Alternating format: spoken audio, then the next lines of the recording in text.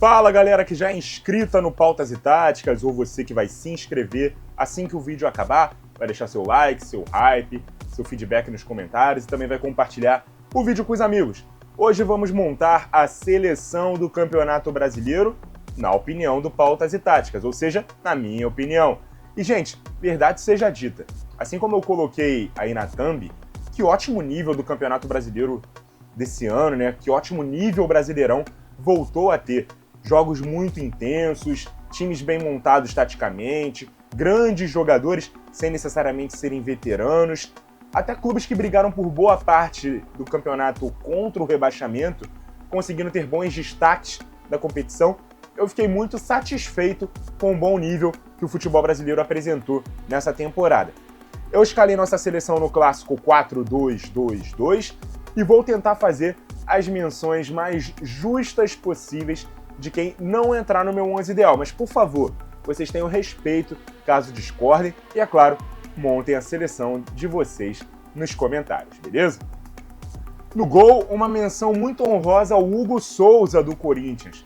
Ele que foi muito importante quando o time ainda brigava para não cair, além das ótimas atuações nas campanhas de 2 semifinais de Copas. Mas eu vou ficar mesmo com o John do Botafogo. Já tinha sido o melhor goleiro do primeiro turno, na minha opinião. Não foi superado por outro nome ao longo do segundo. Muito seguro embaixo das traves e muito importante também na sua leitura para jogar adiantado, se apresentando sempre como uma opção de recuo e também como um zagueiro de sobra quando era preciso. Na lateral direita, eu quero ressaltar o crescimento do Wesley do Flamengo no segundo turno, especialmente quando o Felipe Luiz assumiu o time, mas o melhor por mais tempo na competição para mim foi o William do Cruzeiro, ele que chegou a ser convocado para a seleção brasileira com todo o merecimento e que faz mais uma boa temporada, já que em 2023 já vinha mostrando muita bola pela Raposa, principalmente no período em que o Fernando Seabra foi técnico do clube. O jogador teve brilhantes atuações e por isso mereceu sua vaga na nossa seleção. Na zaga, eu quero citar 2 jogadores, Gabriel Xavier, do Bahia, e Gustavo Gomes, do Palmeiras. O primeiro jogou muito no primeiro turno, enquanto o tricolor ainda falava em título. Já o segundo teve um início ruim, mas cresceu bastante na reta final.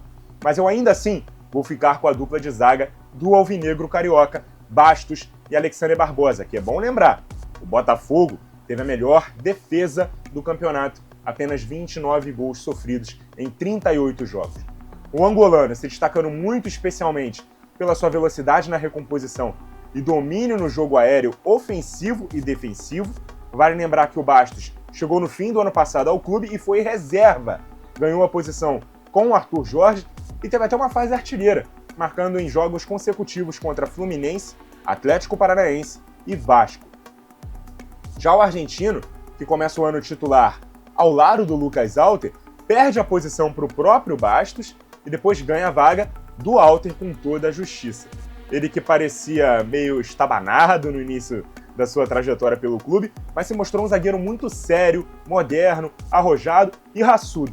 Levantou muitas comparações com o Vitor Cuesta, que atuava na equipe no ano passado, também argentino, também canhoto, mais artilheiro até que o Barbosa, mas muito menos oscilante. E o Barbosa também se destacou muito pelo seu poder de antecipação e de construção das jogadas. Ele fez por merecer, principalmente no segundo turno, a sua vaga no nosso 11. Na lateral esquerda, eu mudei o meu escolhido para essa posição da primeira para a segunda metade do campeonato. Se o Lucas Piton, do Vasco, a quem eu defendi até convocação para a seleção, foi o dono dessa posição na metade inicial, na segunda o argentino Alexandro Bernabei, não sei como é a pronúncia do primeiro nome dele, mas o Bernabei tomou de assalto essa posição. Faz bem a saída de bola como lateral base, apoia bem por dentro, chega bem à linha de fundo, executa muito bem as 3 funções de um lateral durante os jogos. Teve comentarista até esquecendo que ele é argentino e também pedindo o nome dele com a amarelinha. Mas o que ele jogou, principalmente nessa grande campanha de segundo turno do Inter, que foi quase invicta de ponta a ponta, foi realmente impressionante. Entre os 2 volantes, em tese, não tem um primeiro homem mais marcador, ou pelo menos eles não jogam assim nos seus clubes.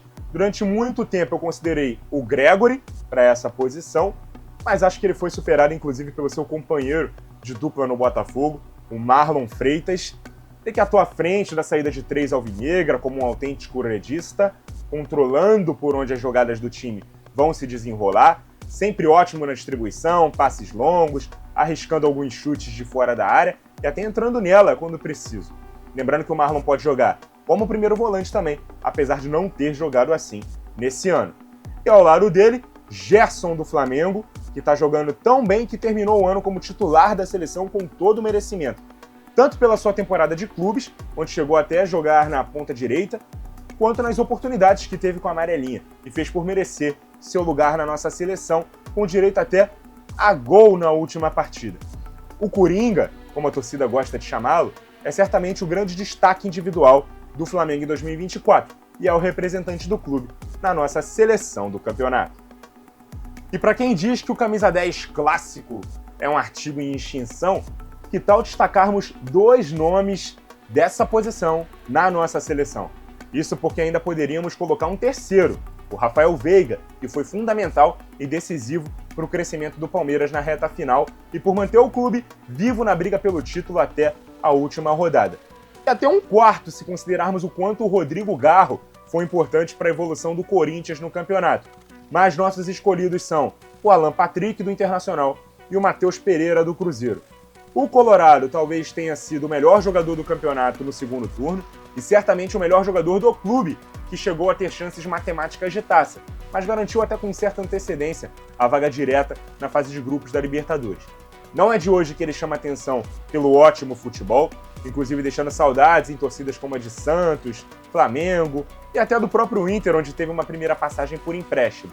Ele também chegou a jogar no Palmeiras, mas foi muito atrapalhado, por lesões. Lembrando que é um jogador da geração do Neymar, campeão sul-americano e mundial sub-20, subvalorizado, talvez tenha perdido o timing para estar na seleção brasileira, agora aos 33 anos, mas ainda desfila seu talento nos gramados brasileiros. Já o camisa 10 da Raposa chegou a desempenhar funções de falso 9, ou como 10 de um losango que não tinha centroavante, na dupla de ataque com Fernando Seabra, e foi certamente o melhor jogador da posição na primeira metade do certame. Apesar da queda de rendimento dele e como de um clube como um todo, no campeonato ali do meio para o final da competição, ele também chegou a ser convocado para a seleção brasileira durante o segundo turno, mesmo que após um período onde tinha o seu nome mais pedido, mas aos 28 anos é sim um dos grandes destaques individuais do Brasileirão. O desempate entre ele e o Garro foi por ele ter feito um campeonato melhor por mais tempo. O Garro, que era um destaque individual do Corinthians, mesmo quando o Corinthians estava brigando para não cair, acabou brilhando mais intensamente na reta final da competição. E aí, por exemplo, a CBF colocou ele na sua lista muito com essa imagem da reta final. E aqui eu quero ser justo e destacar o campeonato como um todo, as 38 rodadas, não só as 10, 15 últimas, beleza? Então, depois de tudo que o Matheus Pereira fez no campeonato, eu acho que seria muito injusto tirá-lo da seleção do campeonato. Ele fez por merecer a presença, na minha opinião, quase que obrigatória na nossa seleção. No ataque, não faltaram grandes artilheiros se destacando. Pedro, do Flamengo, que durante muito tempo permaneceu como o goleador da briga, mas acabou se lesionando, ficando fora aí dessa disputa.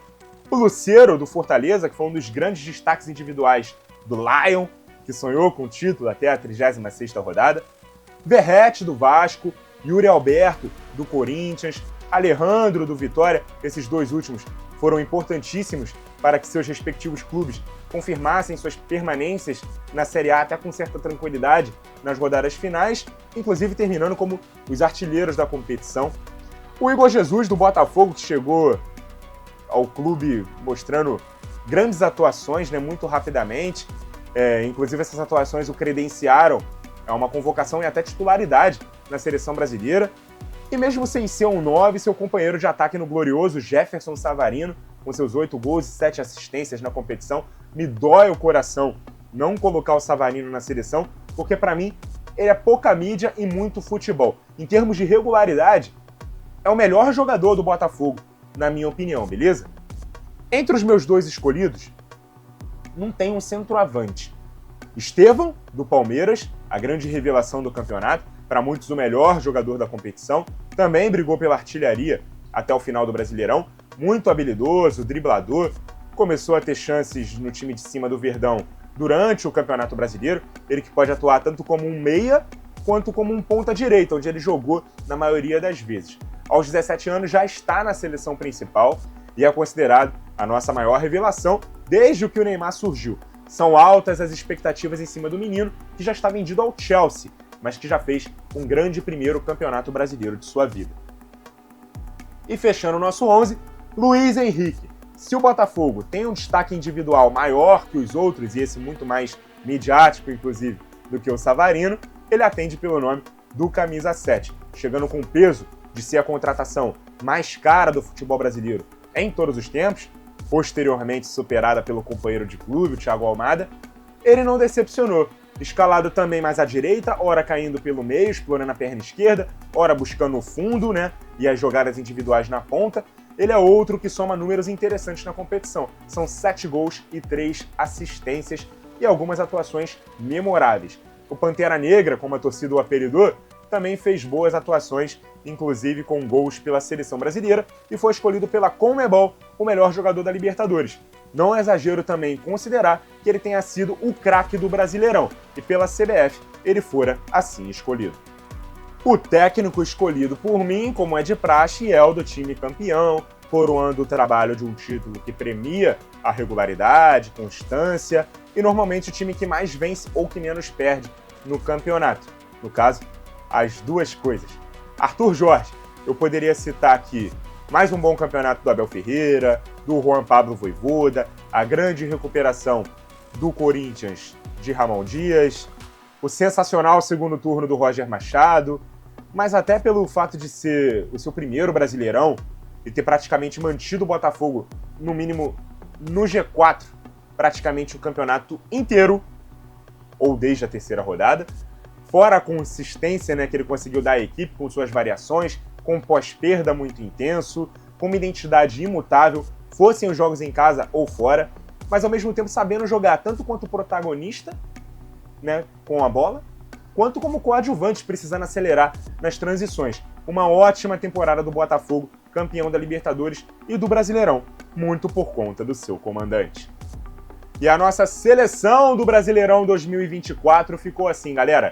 John do Botafogo no gol, William do Cruzeiro na lateral direita, a zaga do Alvinegro Carioca, Bastos e Alexander Barbosa, e o lateral esquerdo, Bernabé do Internacional.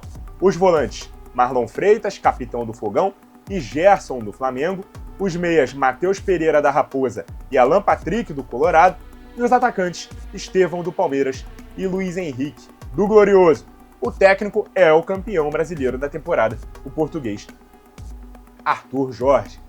Ficou até bastante parecida com a seleção montada pela CBF, Não sei se vocês concordaram, se discordaram.